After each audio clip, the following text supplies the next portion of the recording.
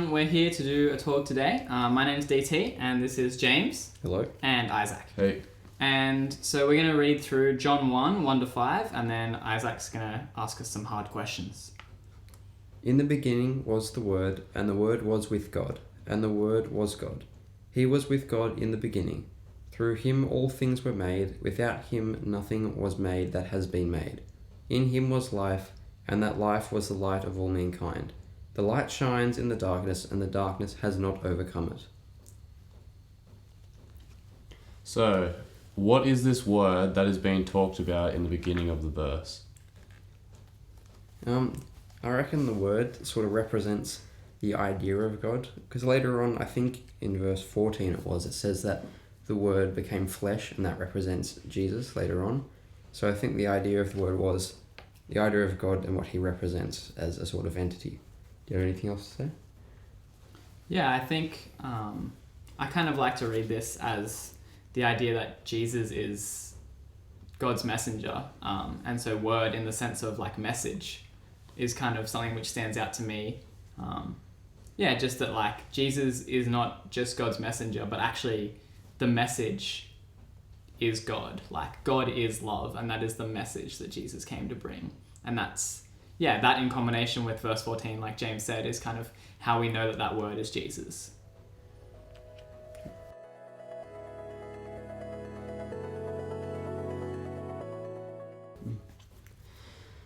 Why don't they just say Jesus was with God? Well, if they have a sort of slightly cryptic addition to it, not only can they not do that because it's the Bible, it also means that you have to think about the passage. It's not just words on a page that have little meaning.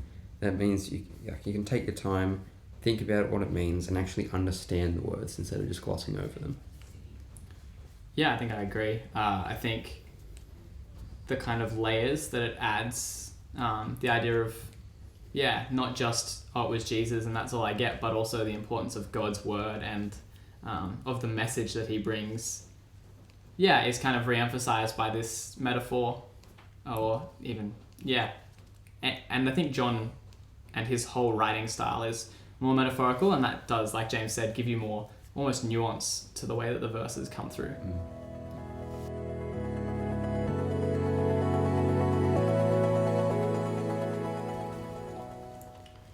How were things made through him? Yeah, well, I think him being Jesus is really important here. And we see in the verse that it talks about the first three words of John are the first three words of the Bible as a whole in the beginning. We can throw it right back to Genesis and have a look and see that, God made everything. And in the beginning, the Word was God, and the Word was with God. And I think for many people who would have been reading this at the time, and even us reading it now, we can see that God and Jesus have always coexisted. Jesus wasn't something that, God decided Israel had gone too far and, last ditch effort to save all of humanity. Like, this was always part of God's plan, and it was always God's way of showing love to us. And so I think that, the idea that things were made through him, through Jesus, through the Word, definitely holds up with like the story of Genesis that we see painted and the idea that Jesus is God. It also shows that nothing was really left up to chance. The fact that it was all made, it says made through Jesus himself, means that the end product was always an idea at the start as well.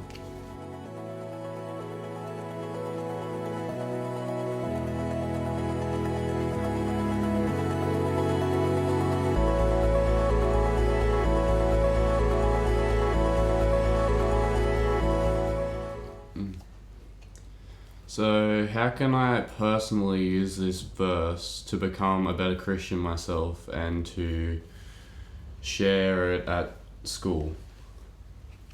Well, it says at verse 5 that light shines in the darkness, and the darkness does not overcome it.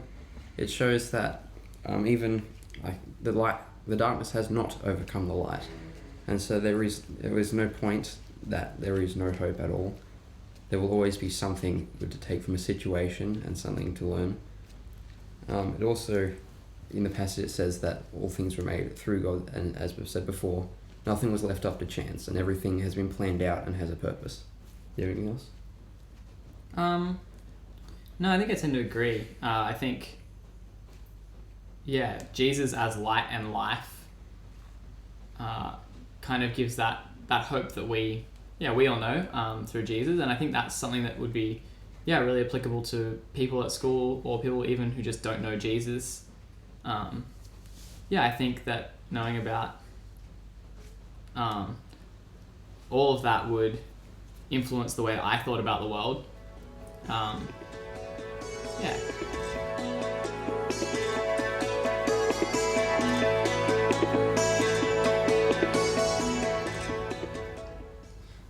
So what kind of things were made when Jesus and God were together? Yeah, cool. Well, like I said before, like in the beginning, God made all kinds of things. And I think we can see from this passage pretty clearly that God made all these things in union with Jesus and his Spirit. And we look at Genesis and we see God's Spirit over the waters.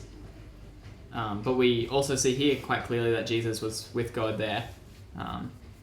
So everything that we see around us, all of like this beautiful creation, all of like the Shoalhaven River and anything that we have like around us today, like, all of that was part of God's wonderful creation that he made with Jesus and through Jesus. And later on in the Bible, when Jesus and God were sort of like together but as separate people, Jesus on earth, God up in heaven, they technically made a better way for us as people to actually live within the creation that was made by them when they were literally together at the beginning. Does that answer your question? Yes, it does. Cool.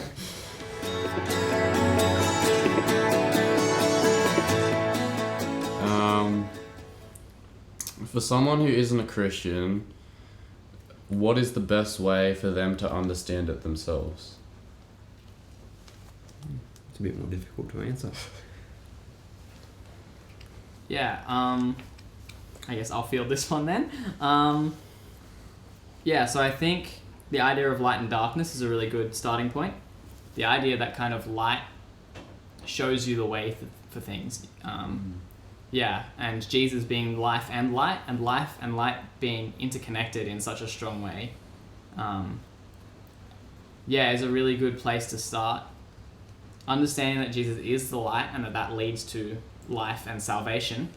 That's a really good first step for anyone, let alone someone who's not a Christian, to understand this verse. And then I think following on from that, the idea that Jesus is that light and that Jesus has always been part of God's plan.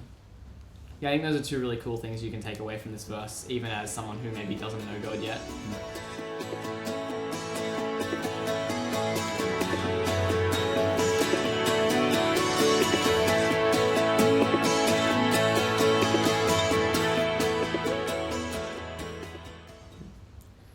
Well, since Jesus and God are light, what is the darkness?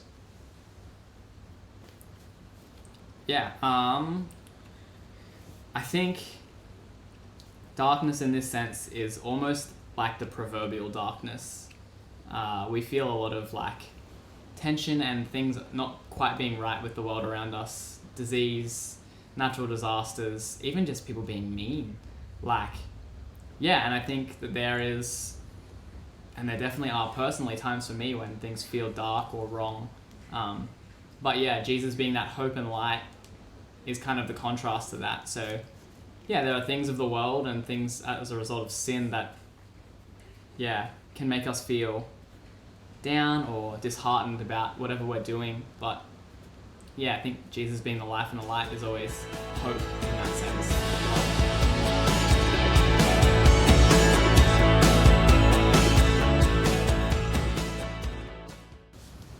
So I think hopefully we've answered those questions. And hopefully that gives you guys something to think about. Thanks for being here with me, boys. Thanks for volunteering your time. Thank you.